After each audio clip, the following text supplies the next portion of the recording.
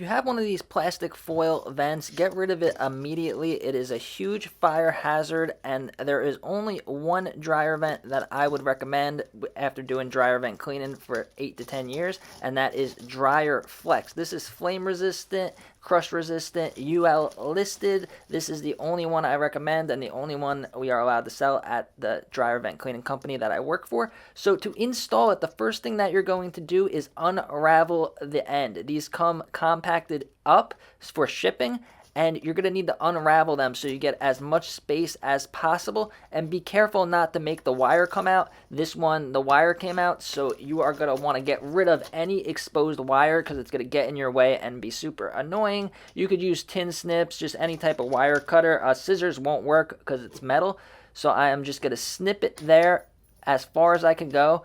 Make sure that the foil is all unraveled. This was the biggest trick that I learned. Just make sure that it's unraveled. And then now here is the next big trick. This makes it super easy to install these and not rip them once they're installed. So I'm going to put it on. This one was a little bit weird. It looks like it was like a homemade connection there, but either way, as long as you flatten them out, it's going to be super easy to install them. And then now what I'm going to do for this one is, before I put my clamp on, I'm going to tape it with about 70% of the tape on the hose and 30% of the tape on the actual metal. This is going to do two things. Number one is it's going to seal all the dust in from the edge so that no dust or lint gets into the house. The other thing that it's going to do is it's going to make sure that the clamp doesn't rip. So a lot of times when you install these and you put the clamp on, when you tighten it, it's going to rip. So here I am just making sure I put another piece of my metal foil tape. And if you're planning on changing your dryer vent, make sure that you have this metal foil tape because it is necessary for sealing your vent. The clamp is to hold it on, and then the tape is to seal it. So now I have enough tape at the end, so my clamp is going to be tightened on top of the tape so it won't rip. Get these type of clamps, nice thick ones, not the spring clamps that the other vents come with. You want to have one that you could tighten with your drill. I would definitely recommend using a drill and not a screwdriver because you want this to be super tight. Now hold the clamp and the vent on with the same hand, and then use your drill and tighten it up so that it's not going nowhere. But don't tighten it too much because you could bend the pipe. And then now, once it's connected, I'm going to use one final tape just to seal the whole thing in to make sure that our connection is 100% sealed.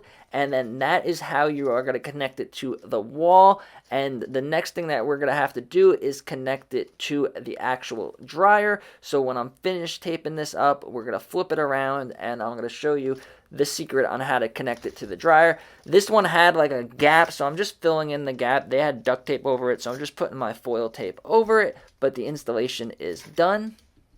Now every dryer is going to be different, and they could be slightly different sizes. Some of them have the edges crimped like this one, some of them don't, so it's going to be difficult. They're usually just about the exact same size, so the one way to make sure that it goes on smoothly is what I just taught you, and that is flatten it out with your fingers.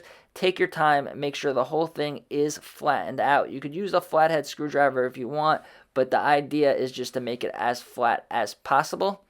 So now that it is getting nice and flat, I'm going to take my clamp, get my clamp ready, and then I am going to line it up so it's lined up good.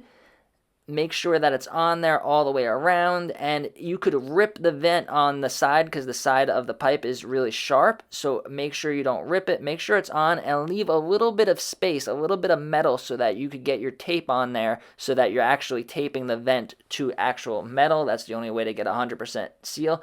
Don't go all the way up as far as you could go because then there will be no exposed metal. So now I'm doing the same thing. I'm taking my dryer vent installation tape and I'm going nice and neat around it, most of it on the vent, but some of it on the actual metal. And once it's attached, you could push it forward all the way because the tape's there. And then now we're placing the clamp on top of the tape. And then same thing that we're doing, we are going to hold it with our hand, hold the clamp and the vent with the same hand, and then take our drill and tighten it on good. Don't over tighten it because these could bend. Some of them are really thin metal, some of them are really thick, so just don't tighten it too much. And there we go. It is installed. That is how you install it to the dryer. And then I'm just going to take one more piece of tape just so it's 100% sealed. The idea is that there's no cracks, no place for the air to come out. So all the heat and lint will go safely outside the house where it's supposed to go. And if you want to learn how to clean your dryer vent yourself, check out this video over here.